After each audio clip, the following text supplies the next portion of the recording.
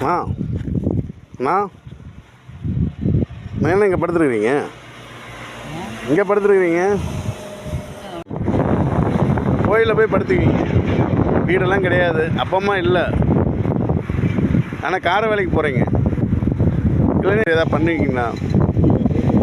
ரெகுலராக போகிறீங்களா? அதனால் போகிறதுக்கு விருப்பம் இல்லைங்கிறீங்க. இல்லை அப்படி ஏதாச்சும் உங்களுக்கு விருப்பம் ஐடியா வந்துச்சு அப்படின்னா சொல்லுங்கள். நான் உங்களை ஒரு ஃபேக்ட்ரியில் சேர்த்து நீங்கள் அங்கேயே வந்து தங்கி அங்கேயே சாப்பாடெல்லாம் போட்டுருவாங்க 3 வேளை. நீங்கள் அங்கேயே தங்கிக்கலாம். உங்களுக்கு சிரமமாக இருக்கக்கூடாதுங்கிறதுக்காக நான் சொல்ல வரேன், வேறு ஒன்றும் இல்லைண்ணா. அதெல்லாம் எந்த பிரச்சனையும் இல்லை. கார வேலைக்கு போகிறீங்க, காசு இருக்கா இல்லையா? 10 ரூபா தான் இருக்குது. சாப்பிட்டீங்கன்னா என்ன சாப்பிட்லையா? சாப்பாடு எதுவும் வேண்டாம். இப்போ டீக்கு செலவுக்கு மட்டும் எதாவது காசு 10 ரூபா கேட்குறீங்க. சரி இருந்தாங்கண்ணா. இதுண்ணா டீ செலவுக்கு மட்டும் கேட்குறீங்க, சாப்பாடுலாம் வேண்டாம்.